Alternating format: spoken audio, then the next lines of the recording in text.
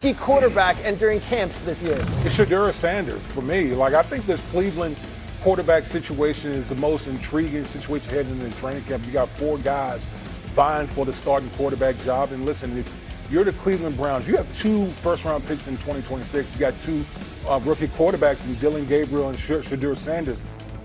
Who's going to emerge from those 2 in order to possibly have a chance to start for the Cleveland Browns in 2025? We've been talking about Shedeur since before the draft. Kevin, what scenario for you is it where the Browns say, yes, Shedeur Sanders, you are our starter?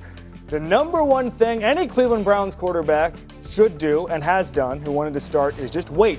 The quarterbacks in front of you will fail or cycle out, age out, whatever you want to call it. You have Joe Flacco there, who shouldn't be that hard to beat over the course of a season. You have Dillon Gabriel, who's a third-round pick, who I don't think is particularly good. You might be able to beat him out in training camp if you do the work, look good in practice, drive the speed limit, which is important. That's job one for Shedeur Sanders after he got in trouble a couple weeks ago. But if I'm him, I just keep my head down, do my job, wait for November, December. You will get your opportunity. That is the history of Cleveland Browns starting quarterback. Nick, what are your thoughts on Shedeur?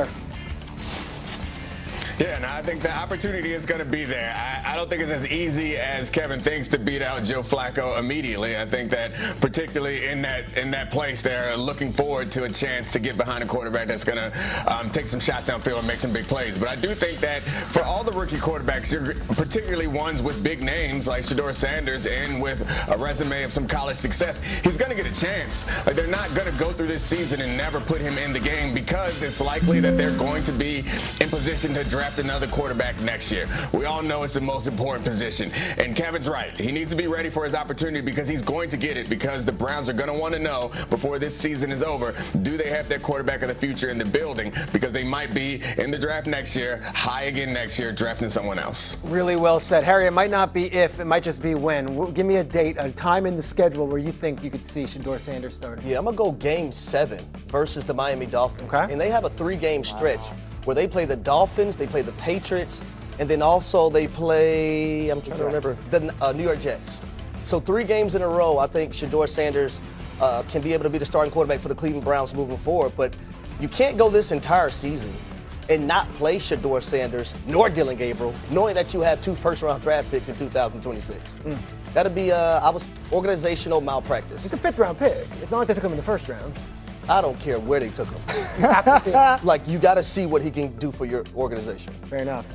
Kevin Clark, fantasy drafts are right around the corner while these training camps are all there. Give us a rookie running back that you're keeping your eye on. There's a bunch of big names out there, and I think America's waiting for me to say it, and I'm not going to say it. I'm going to say R.J. Harvey. Let's do R.J. Harvey. Stat time. America is crying out for it. 55 runs of 10 or more yards for Ashton Genty last year. Special, right?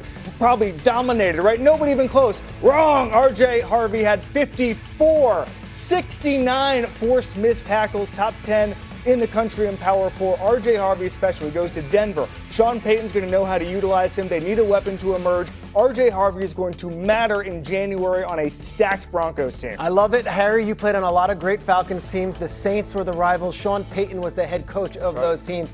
How does Sean Payton use his running backs, and why does R.J. Harvey fit so well? So he loves to do it by committee. And I can't help but think about the days when they had Pierre Thomas. You also had Mark Ingram and Darren Sproles all in the running back room together. And Sean Payton utilized all those guys to the best of their abilities in their skill set. He never exploited their weaknesses. And I just love Sean Payton making this draft pick because I thought this was a glaring need for the Denver Broncos in 2025 along with the tight end position. But R.J. Harvey is a guy that's low center of gravity. He can hide behind offensive linemen. And he's not just a guy that you can hand the football to, but you can also get the football to in the pass game. So you can utilize him in multiple ways. And I love what he brings to the table for the Denver Broncos for 2025. I challenge you folks to find another show talking R.J. Harvey in the second conversation of the morning. That's what we do. Let's get back to the NFC, though. Neek, give us a wide receiver that you're keeping your eye on that is a first-year player.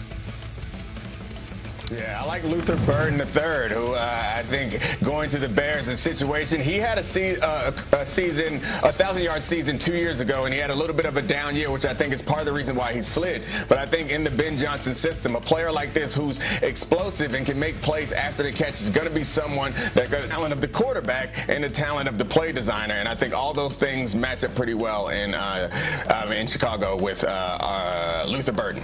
Nick, we've been talking all week here about the other three teams in the NFC North.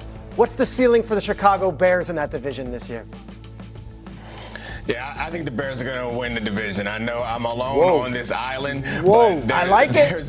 I like it. You talked a bunch about R.J. Harvey and how good he was going to be, and you failed to mention one of the huge reasons why he's going to be good. It's the O-line. The O-line is good. And I think the same thing is true of the Bears. Their O-line is very talented, and I think if you can turn that O-line into something close to what they had in Detroit under Ben Johnson, this offense is going to be unstoppable. And I think Caleb Williams is an incredibly talented quarterback who had a rough start. Reminds me a little bit of Jared Goff, who was an incredibly talented quarterback who had a rough start and then turned into a very good quarterback for two different teams. I think this system is going to work out well for Caleb Williams. They're going to take all the pressure off of him, and I think the only question is he going to understand when it's time to put on the cape and do something magical and take a chance and maybe get sacked, and when it's time to live to fight another day. And I think it helps if they can run the ball and they have receivers that you can get the ball to early that can make plays for Caleb.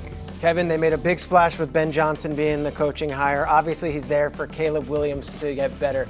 What can Ben Johnson do to fix what were the problems of last year with Caleb? Is my IFB broken? Did Dominic He said it. Foxworth I like it. pick the I like it, Chicago man. Bears Oh. to win the NFC North? Okay, there's a lot of daylight between my pick, which is the fact the Bears will be better this year, and what Neek said. But let me bring the case here that they're going to be better. Neek already mentioned it with the offensive line to bring in Joe Tooney, to bring in Drew Dahlman.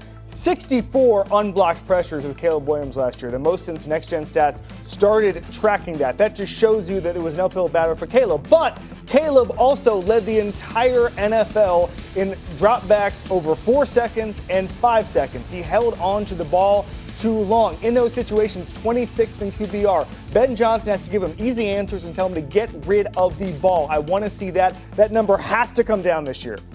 Damian Woody, Caleb Williams, if it doesn't start off great this year, and we know that city can be tough on their quarterbacks, how does this thing go for Caleb if there's adversity early on? Rough. I mean, listen, because the way the Chicago Bears have done this thing, they've basically taken the excuses away from Caleb Williams. Yeah. You've got the quarterback, okay? You've rebuilt the offensive line. You've got the weapons. Now it's on you, young man, to go out there and get the job done. Okay, guys, plenty of more football coming up. We're going to also talk about